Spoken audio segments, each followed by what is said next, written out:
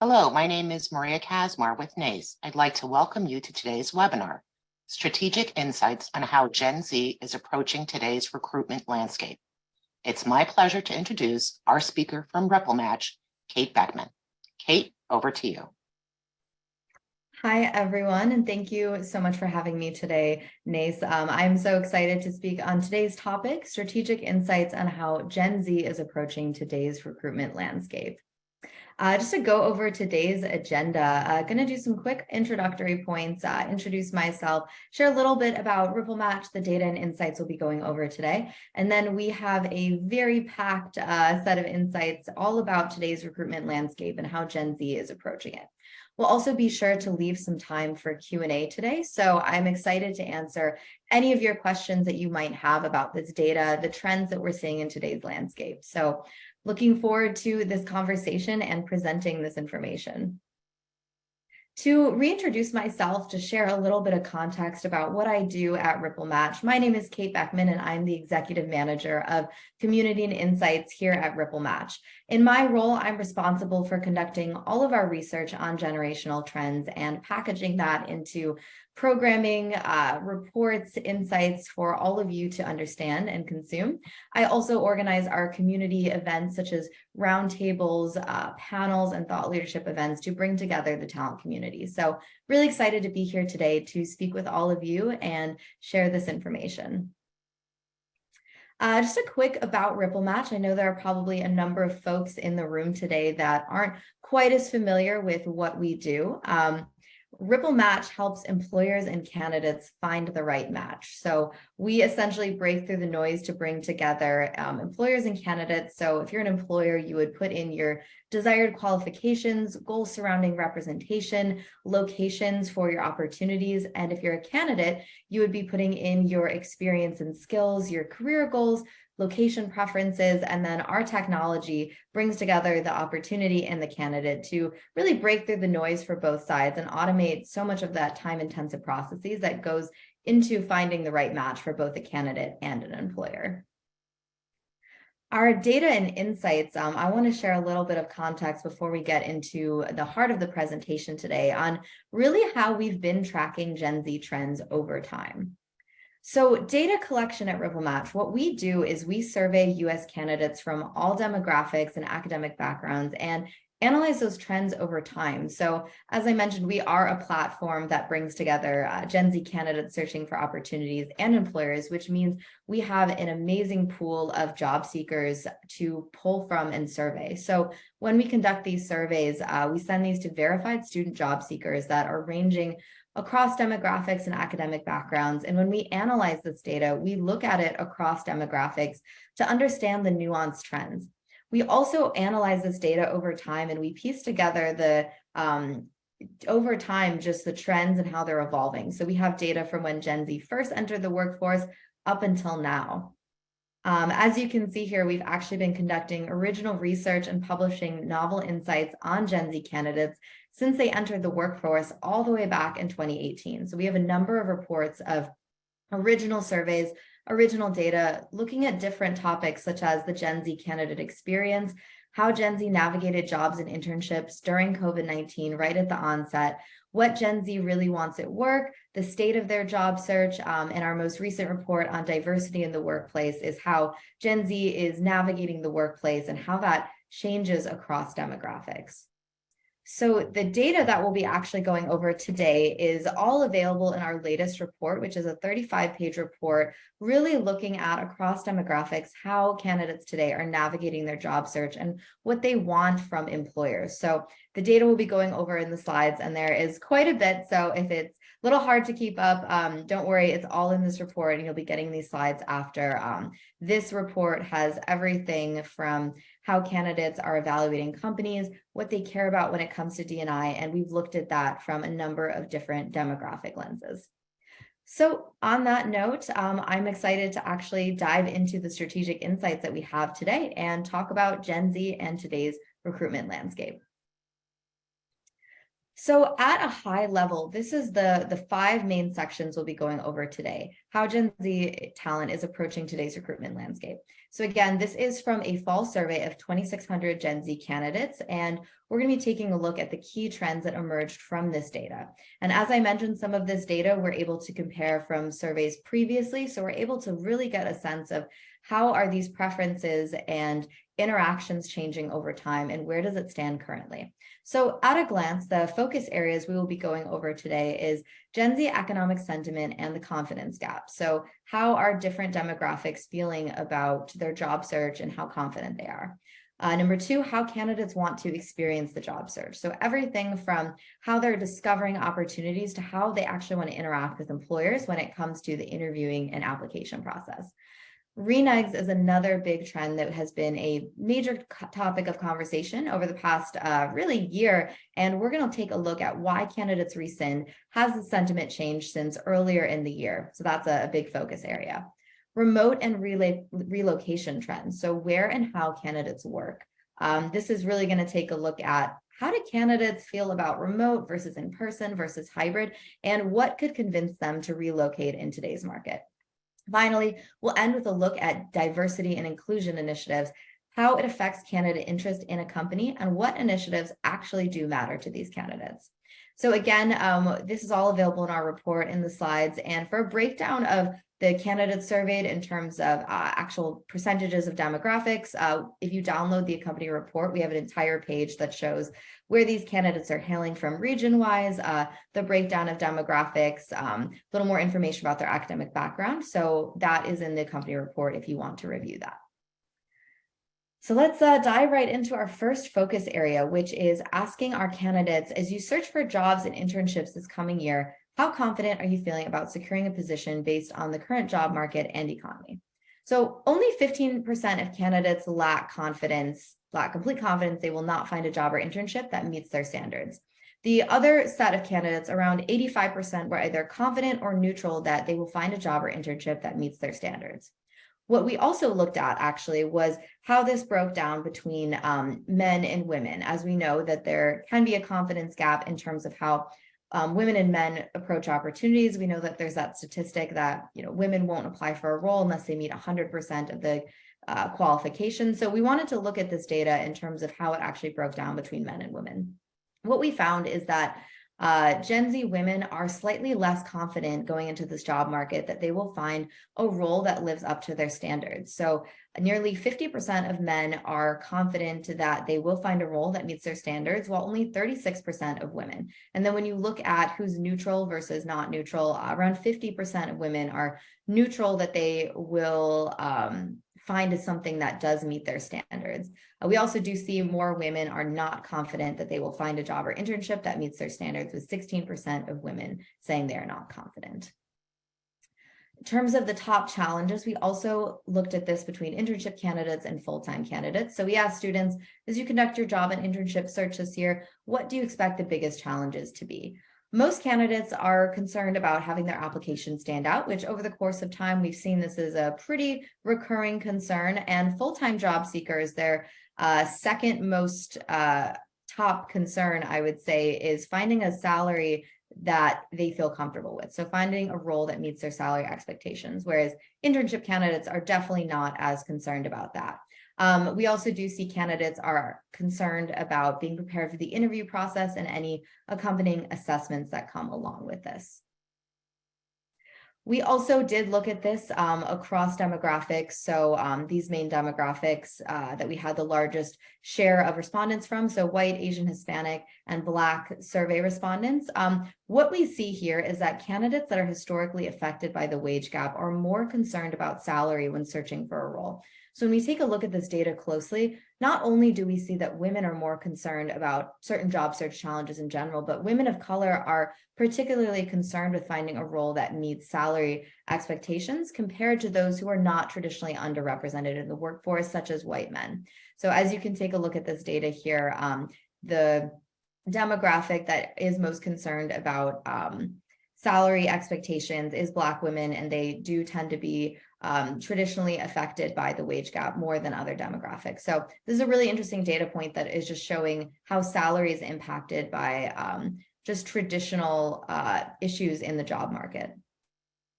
So our advice here, so if you are on a talent acquisition team, you're thinking, what should I be doing with this data? Where should I take this back to my teams? How should I inform my strategy with this?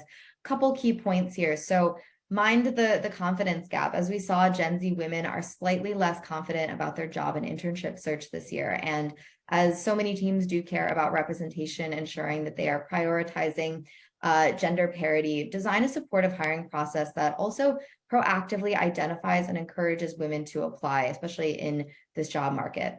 Another key point, help candidates stand out in the search. A lot of candidates are really concerned with having their application stand out, and this is a great way to offer informative sessions or events to educate incoming talent on how to make the resume stand out, how to stand out in the interview process. If you're looking for an event that will catch a candidate's attention, that can be a great one, knowing that this is a pain point candidates are facing.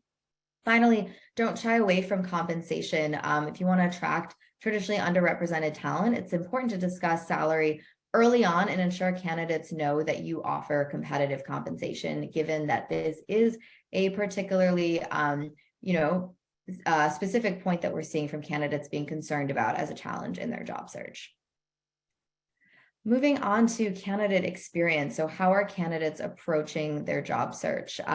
We asked candidates select the most common ways you discover new companies and opportunities. We gave them a list of multiple choice to select from and essentially asked them, what are the most prominent ways that you are discovering opportunities in companies?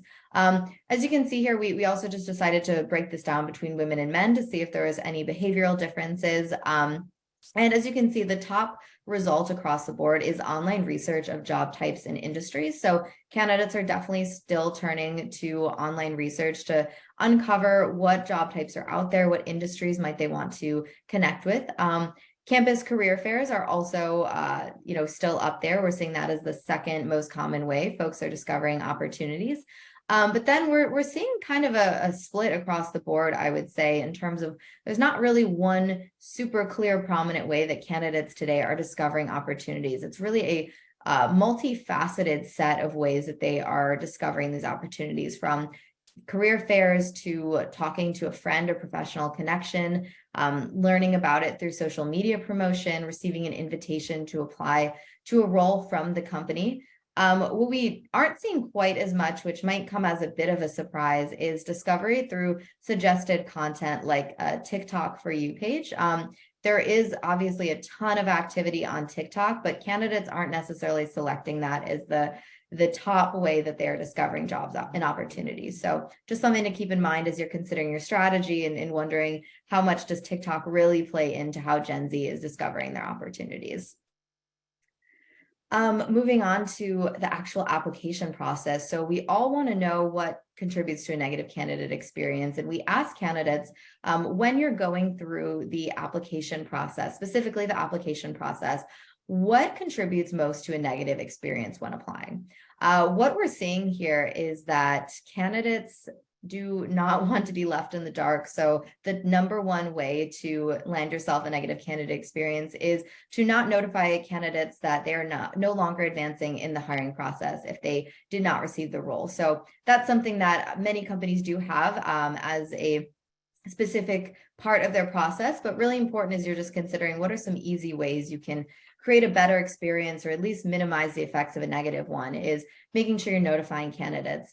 We're also seeing that candidates that don't receive timely updates about their application status. So if candidates aren't hearing back from you within 5 to 7 business days, that's something that puts them on edge and definitely contributes to a negative experience. That's also a rejection reason. And then we start to get into a little bit less prominent reasons. But as you can see, if you're going to focus on one thing to really lead to a more positive experience, I would really think about how are candidates being notified when they're in the process? How can you not leave them in the dark?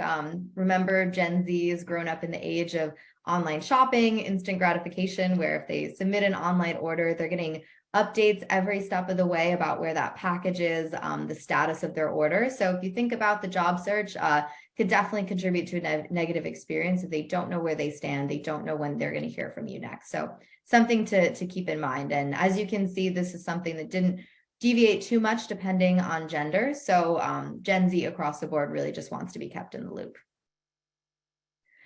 What we are seeing, though, where there are a couple deviations, again, not hearing back from the process and not receiving timely updates is clear across the board, but we do see compensation emerging again as an early priority, following some of the data that we saw earlier. So as you can see, 55% of Black women, 49% of Hispanic women do say it would contribute to a negative candidate experience if there was no compensation listed on the job posting. That's just something to keep in mind, as we're going to see this throughout the data, that compensation definitely is something that the importance of it varies across demographic groups. So wanted to point that out here on this data. Moving on to interviewing for a role. So we also ask candidates what contributes to a negative experience when you're actually going through the interview process itself.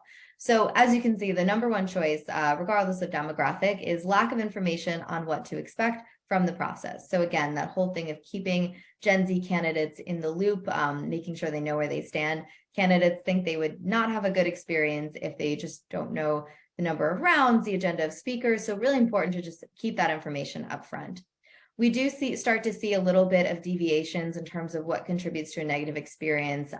Unprofessional behavior, for example, women are more likely to say that contributes to a negative experience than men are, as well as unnecessarily long or tedious assessments. So definitely seeing here that that is playing into what contributes to an experience. But again, that regular check-ins and follow-ups is pretty even across the board.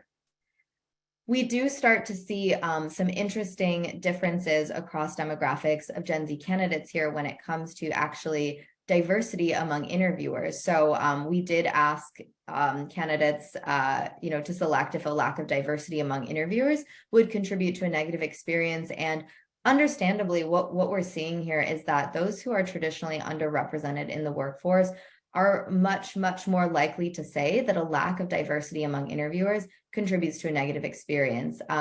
Actually, Black women ranked lack of diversity among interviewers as the number 2 factor in a negative candidate experience while interviewing. And as you can see, that is much less significant for white men or Asian men, for example. So what we're seeing here is, while there are some similarities across Gen Z as a whole in terms of how they're experiencing their job search, what they care about, such as that staying in the loop, having a lot of information on what to expect, we do see there is a deviation here when it comes to representation. And so when you're thinking of how to bring diverse talent into your organization, it is clearly so important that from the outset, you are really thinking about how to ensure that your interview process reflects the representation and the diversity at your company in order to not generate a negative experience for candidates who are from traditionally underrepresented backgrounds. So this is really important information to see here, that it's really important to stay on top of how you're thoughtfully arranging your interview panels. Advice here for talent teams who are tuning in, investing in online content. So as we saw, Gen Z is looking online to research jobs and industries. And, there's definitely a big question now of should we be on TikTok? Should we be creating tons of content to get in front of these candidates? And my recommendation would be, make sure you're creating content that is evergreen, that can be used across platforms such as blogs, social media, a YouTube channel. You can use it on TikTok as well, but don't get too distracted by all the chatter about how TikTok is a great way to discover things. Because as we're seeing from our data, at least, online research, career fairs, talking with friends and family, learning from other interns posting, it's still something that's very prevalent in how these candidates are discovering their opportunities. An obvious one, keep candidates in the loop. As we saw, the number one way to create a bad candidate experience is not keeping candidates informed, whether that's about their application status or what to expect in the process. So really just think critically about how you can do that. Definitely the trend that we've seen for a long time when it came to Gen Z is just that discomfort that they feel when they are not kept in the loop about where they stand in the application. That's something I've seen for years in our data. So something that has not changed. Definitely important. And then finally, prioritize representation in the interview process. So as we saw, a lack of diversity can create a negative and unwelcome experience for Black and Hispanic women. So ensure that you're reflecting the diversity of your team during the hiring process and being thoughtful about how you're representing that diversity. Moving on to the topic that I think has gotten a lot of interest and conversation over the past year really is renege. So we asked candidates, if you accepted a job or internship offer, but then a better offer came along, would you rescind your original offer? So this is data that we actually have some comparison for. We asked the same question back in March when the job market was very hot, so competitive. And when we asked this question in the fall, we were interested to see that, given the economic cool down, given that there was already conversation about layoffs, a more challenging job market, would Gen Z job seekers potentially change their willingness to renege? Would they be a little more conservative in just their attitudes around reneges? And what we found, as you can see here, is that there was not a change, and actually there's an increase when it comes to internship candidates in terms of a candidate's willingness to renege on an offer. So asked that same question, and in March, 62% and 73% said, yes, I would renege if I accepted an offer, but then a better one came along. And in the fall, definitely still seeing those attitudes of, being willing to renege and kind of keeping one eye open in terms of jobs. So let's take a look at why candidates actually would renege and what's really influencing that attitude. So what we saw, and this is similar to what we saw in our survey in March, is that compensation and long-term career fit really are the top reasons a candidate would renege on an offer. So as you can see here, full-time job candidates are much more concerned when it comes to higher salary pay than interns, but interns in this in the fall are also pretty concerned about higher salary, and they're actually ranking that on a similar level as the new position, better aligning with their long-term career goals. We, of course, do also see some influence from work-life balance, little bit from company culture, but we're not seeing a ton in terms of companies making decisions about moral values or relocation, or even changing the role from remote to hybrid or hybrid to remote. So really what we're seeing is that when it comes to reneges, if candidates are kind of keeping one eye out there in terms of if they can get something with a higher salary or something that potentially aligns better with their long-term career goals. We also did want to, take a look at how this varies in terms of reneges across the board, again, through that lens of intersectional, multifaceted identities. So what we're seeing here, again, is the themes we've been seeing throughout this presentation. So women of color are prioritizing compensation when considering their opportunities. That's clear, as you can see in this data here. And we're also seeing that women are more concerned than men when it comes to work-life balance and better flexibility. And they are also more concerned about company culture. So while the top reasons are similar across the board, compensation and long-term career fit, we do see that women are more concerned than men about things like company culture and work-life balance and flexibility. So the takeaways here when it comes to reneges, how should you be approaching them this year?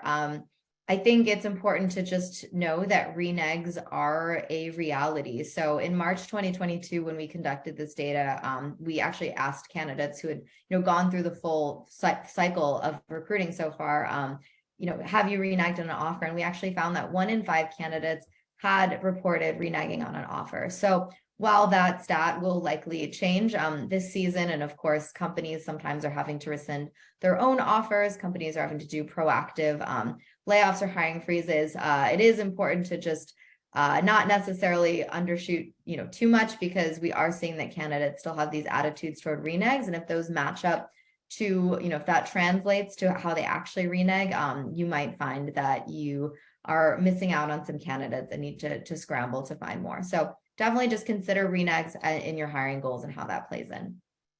Another really important point is ensure career fit is there. So compensation, it ranks as the #1 reason a candidate would renege on a full-time offer, but career fit is not far behind. So when you're thinking about your hiring process, it's so important to ensure that candidates get excited about their path and are evaluating how they fit in. But then also it's so important for companies to ensure, is this candidate really the right long-term fit for the company? Is this candidate answering the questions about why they want to be a part of this company? What's motivating them to want to accept this offer, to really join our team? So knowing that Compensation obviously is not a ton that you can do about that. Of course, it's important to educate candidates about what goes into a compensation package. That's not just that dollar amount, but really ensure that you're communicating with candidates about the career fit and how they can be at your company for the long term.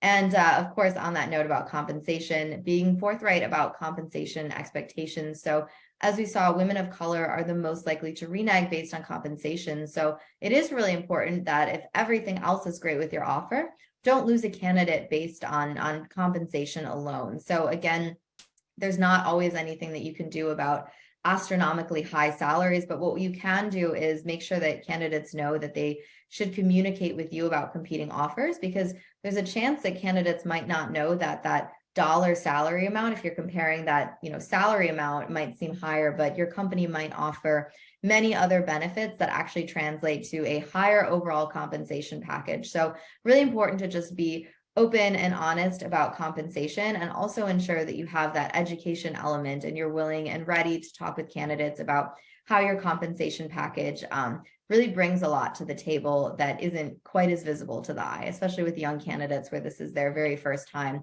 receiving a full-time salary package.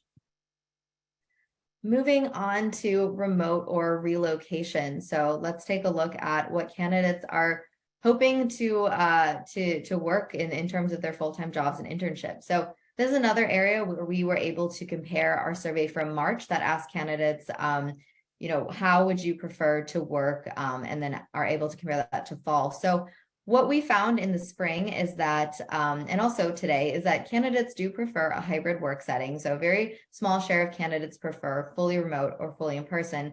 But what we did see was the most interesting evolution, I suppose, is that in the spring, candidates really just had a personal preference for working whenever they wanted. So coming into the office when they wanted, working remotely when they wanted, but we've actually seen that shift now for the fall. So what we're seeing is that candidates would prefer to work based on company distinction rather than work remotely. So it's not a huge shift, but it definitely is a significant move from before, when the most popular result was just working based on personal preference. So this could be a result of many things. It could be that candidates are running into that issue of it is a little bit hard to navigate just setting your own schedule, knowing when to come in, but candidates clearly do crave that in-person interaction, but still want that flexibility. So just something to keep in mind, that if your company is hybrid and you're starting to set a lot more guardrails around when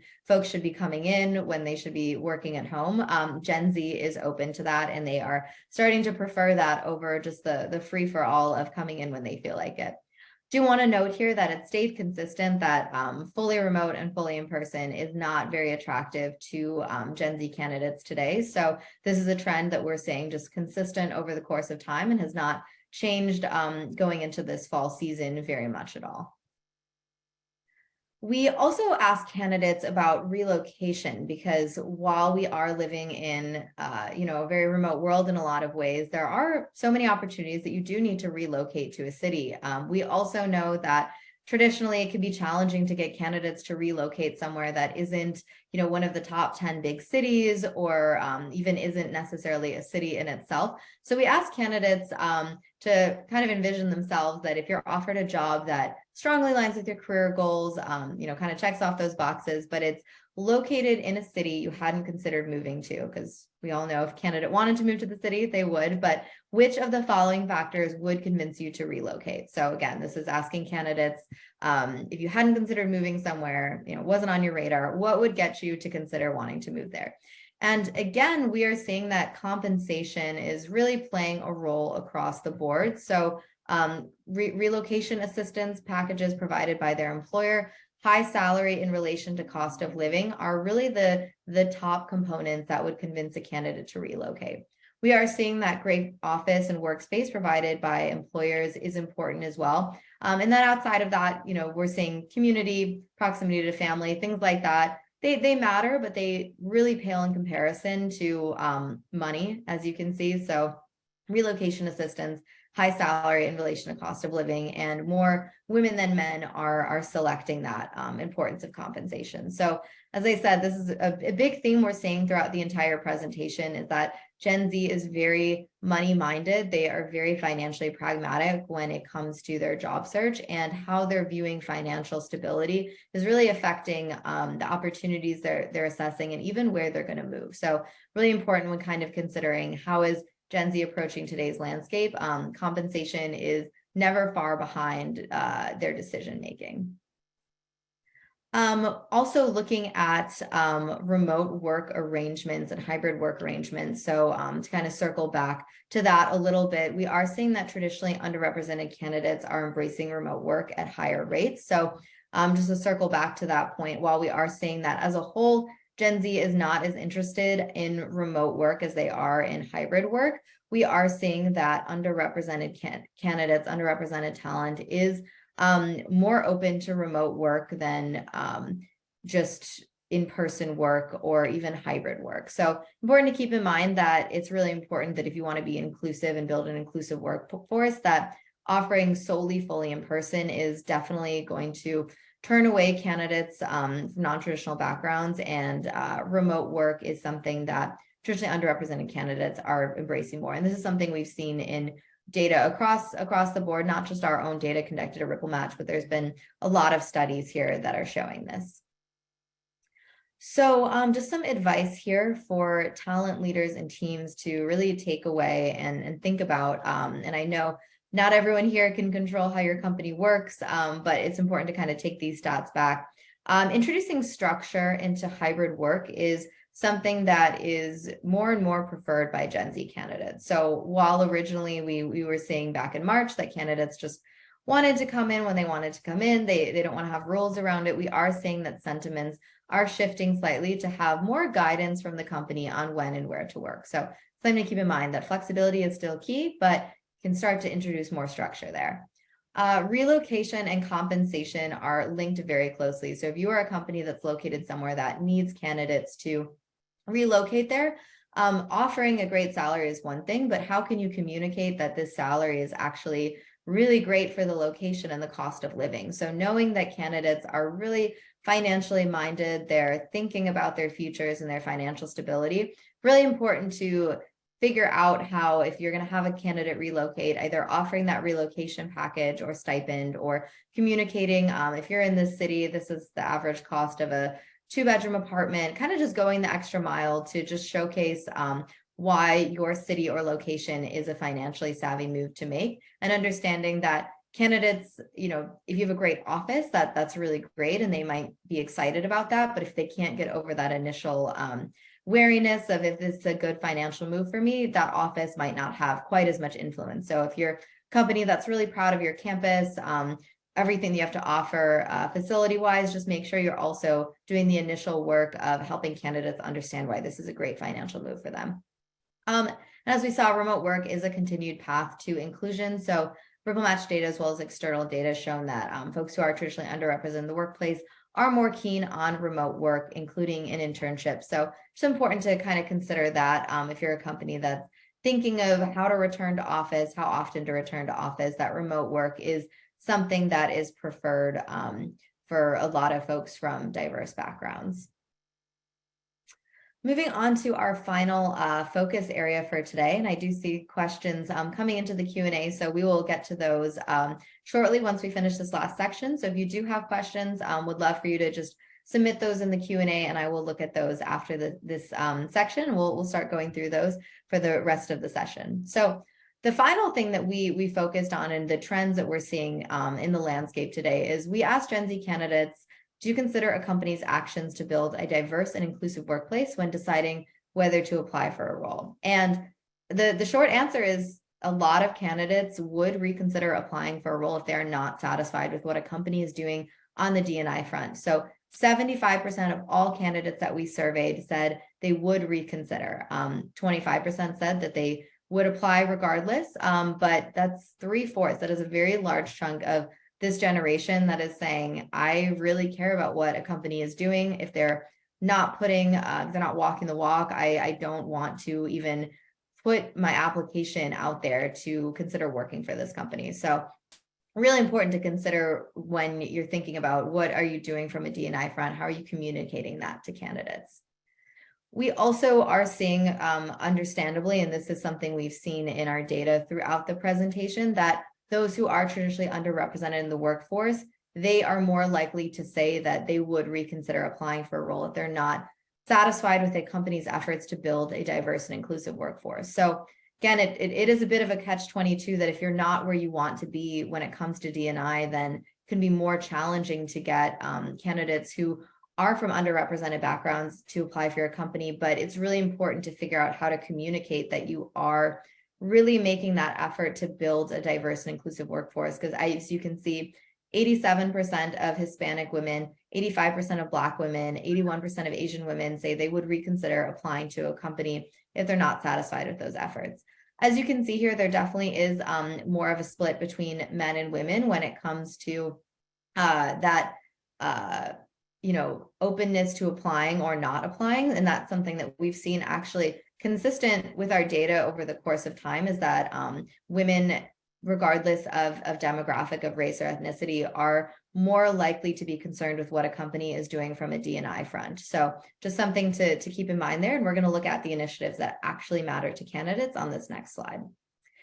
So we also ask candidates, when evaluating a company's actions to build a diverse and inclusive work environment, which of the following are the most important to you? So we actually listed a whole set of options. And so these are ranking just the ones that were selected by the largest share of candidates. But as you can see here, interacting with a diverse set of individuals throughout the hiring process, that's something that matters a lot to candidates, and especially to those who don't necessarily always see themselves represented in the workforce. So as you can see, 97% of Black women selected that, 75% of Black men said that interacting with a diverse set of individuals is really important.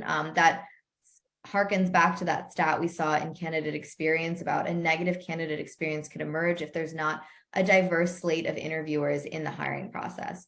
We're also seeing a big importance of transparency and availability of diversity and representation statistics. So showing how you're evolving over time, being transparent about where you're at. Candidates are really seeing that as something that really matters to them when they're evaluating a company. So when they're deciding whether or not to apply, they are looking to see what is out there on the web in terms of your D&I stats. And then if they do decide to apply, it's really important that they're seeing a diverse set of individuals throughout the hiring process. And of course, that doesn't just have to mean the interview process. That could be informational chats, that could be leadership on your team. Just really important that they're interacting with a representative set throughout the hiring process. We also, of course, again, with that importance of compensation and pay equity, we are seeing that Black women across all groups are the most concerned about pay transparency and equity. So another important thing to consider, and that's something, of course, we've seen as a trend throughout this presentation. A couple more stats here. These were, selected by a slightly lower share, but as you can see, still very important to a lot of women. The availability of inclusive health benefits, for example, very big difference between women and men selecting that importance. Just something to keep in mind, that when you're interacting with candidates and trying to bring candidates into your company, making sure that you're talking about the holistic approach to your inclusivity at your company. And of course, having a diverse team to work on. So when you're talking with candidates about your team or having them meet different team members, making it clear that candidates will be able to see themselves and feel included and welcome with a community of folks at the team. And leadership is also another important component. And again, that's really important to women across the board, that the leadership team at a company is diverse. So advice here, and then we will get to the Q&A. Really important to just continue to prioritize D&I efforts. So I imagine all of the folks on today's call are deeply concerned with building diverse teams and inclusive workplaces, but it is clear that these efforts shouldn't waver. There's been so much progress made in the last several years, especially from making statements and really emphasizing that commitment to D&I, but super important to just continue that, because Gen Z does place significant importance on these initiatives. And when we're talking about, how is Gen Z approaching today's recruitment landscape, they are looking at how a company is doing this, and it's directly influencing whether or not they want to apply for a company. Another key point here is being mindful of representation. So for candidates, they want to see that you do have different elements of representation. So during the hiring process, it's a really important signifier of D&I, and of course, transparency of those D&I stats that actually showcase the representation at your company. And finally, paying attention to pay equity and transparency. As shown throughout the data, Black women are particularly concerned with compensation, as well as Hispanic women. And those are groups that are traditionally affected by the wage gap. So really important to communicate how you're tackling pay equity and transparency, and to be upfront about compensation and build that trust when it comes to compensation and conversations about salary earlier on, in order to build a rapport with candidates and showcase your workplace as somewhere that they would want to begin their careers. So just some final to sum it all up. I know that we just went through a ton of data, so I just want to give some key takeaways from this presentation as a whole. As we just talked about, D&I does remain a top concern. So continue to invest in those strategies that move the needle. Make sure that leadership continues to understand that this generation is looking, they do prioritize it. It really does matter. Another thing is money is on the mind of Gen Z. So the importance of compensation showing up time and time again throughout our research. So this is especially true for those who have been historically underpaid at work. So when we're thinking about how is this generation approaching today's landscape, money is playing, and compensation is playing a very big role in terms of how they're evaluating opportunities, where they might want to work, if they would relocate for something. So that's something that's just really important and slightly unavoidable at this point, is that candidates are thinking about compensation. Finally, this was a point from early on in our presentation, but confidence is not consistent across the board, as we're seeing, and this is studies that have been shown, over the course of time, is that Gen Z women are slightly less confident about their job and internship search this year. So be sure that you're designing a supportive hiring process, and also proactively identifying and engaging with women, encouraging them to apply for your opportunities. So a lot of information, a ton of data that we went over today. Really excited to walk through some of these questions now. And as a reminder, all of this information is available in that 35-page report, has even more data and context in that report as well. You will also be able to download a copy of these slides, which is kind of the Cliff Notes version of that presentation. But thank you all for your attention. And I am excited to look through some of these questions. So give me just a second to look through these.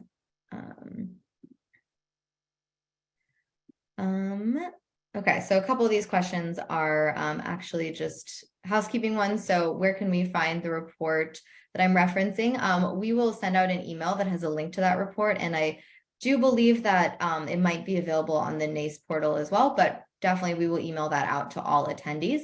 The number of respondents. So for this survey in particular, we had 2,600, close to 2,600 respondents, made up of both juniors and seniors. And across the board, our these surveys that we conduct, we always ensure that we have over 1,500 respondents. That's the floor of how we conduct these. And our survey in the spring actually had around 5,000 respondents. So we have pretty large sample size for these surveys. Okay, so this question around compensation.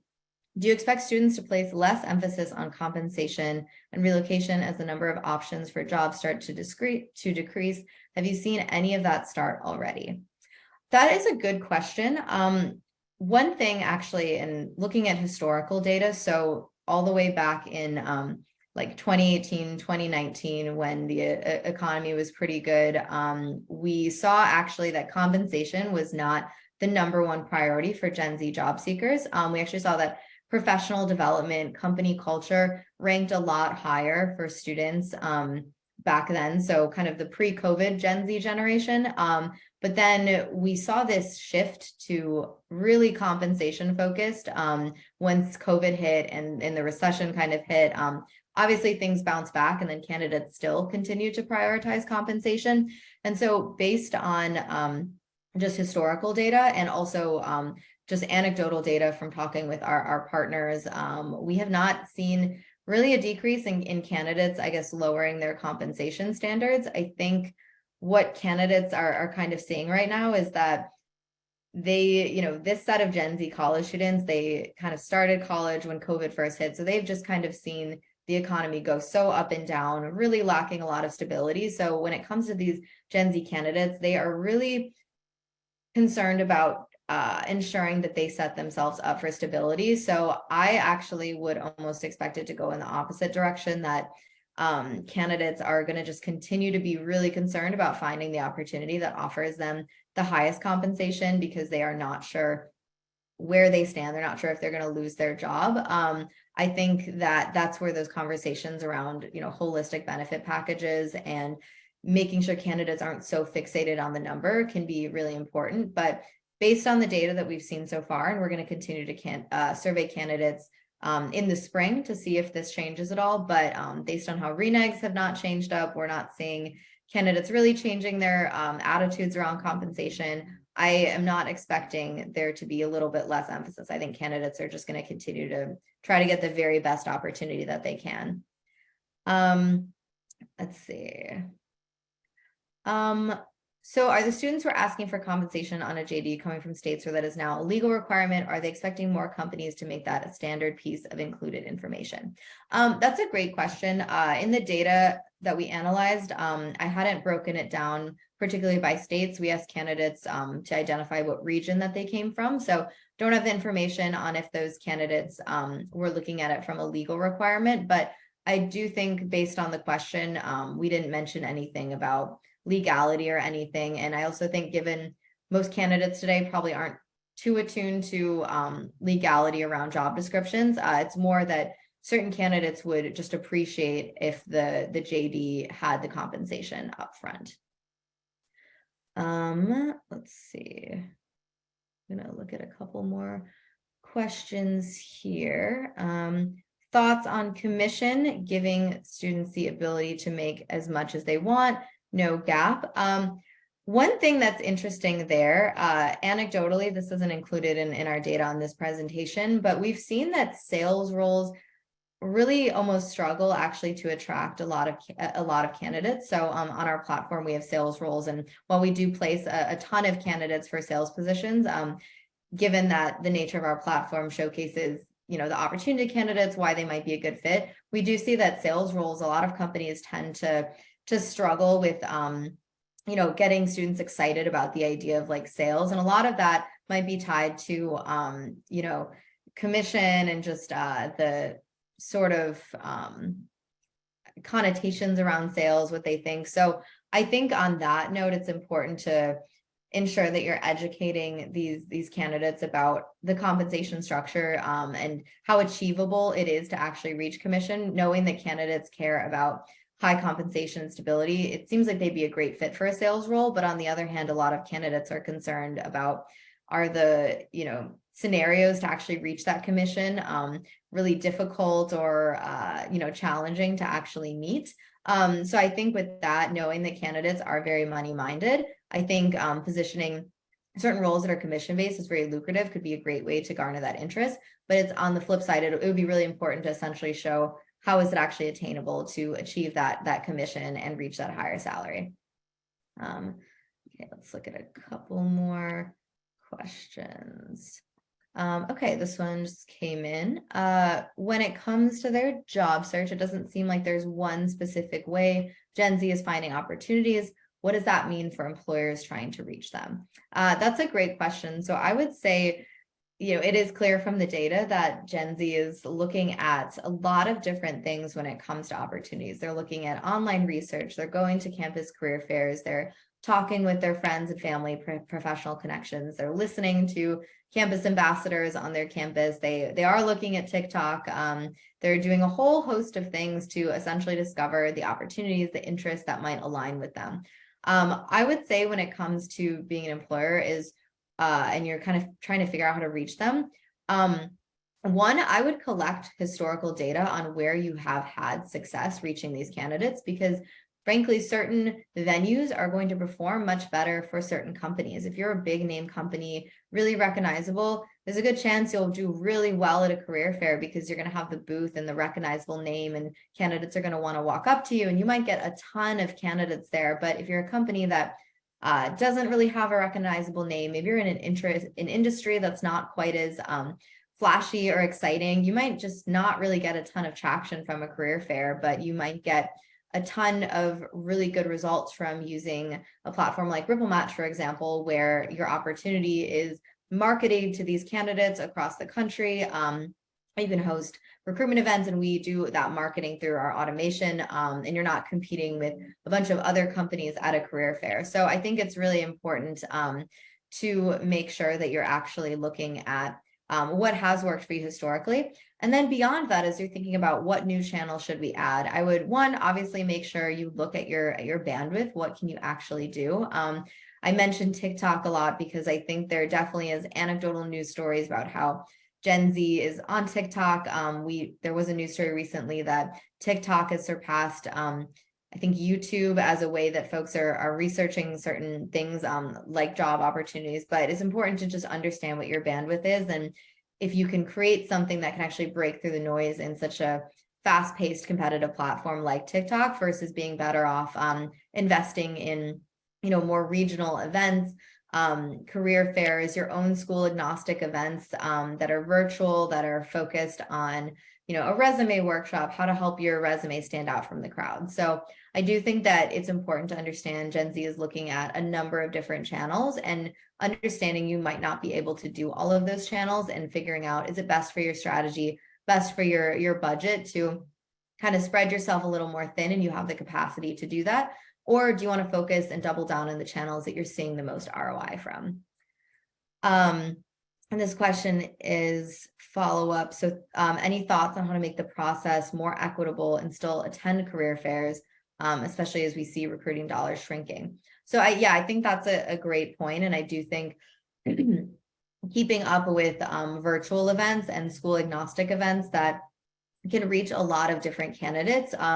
You're able to reuse so much content that if you do an info session at one school, you're able to, that you have a great relationship with, that is one of your core schools. If you're able to translate that to a virtual event and, invite candidates that are from, 2,000 universities across the country and get, 80 students that are attending live that are from, 70 different universities, that's a great way to get in front of new students you've never, interacted with necessarily, be really inclusive in terms of spreading out that reach, widening your reach, and also do more with what you already have. So figuring out ways to reuse those assets, to reuse those materials, but add that virtual layer on it to just reach more candidates across the country.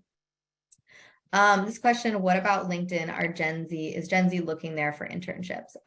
Yes, that's actually in this survey, and we didn't include this on the slide because we're focusing on non-platform things, but LinkedIn is definitely, Gen Z is on LinkedIn. They are there almost as a sort of baseline. So I would say Gen Z is definitely looking for internships on LinkedIn, and I think we had like 90-something% of students said that they are on LinkedIn. But the challenge with LinkedIn is that, like any job board and site with just so much out there, it's very hard to make the connection between a Gen Z candidate searching LinkedIn and just finding the right opportunity, and that recruiter on the other end of it going through and selecting their application from the noise. So Gen Z is definitely on LinkedIn, but the matching element of is kind of the problem that we've seen with a lot of job boards in general. Let me see the Q&A a little more. Okay, do they prefer virtual interviews or coming into the office?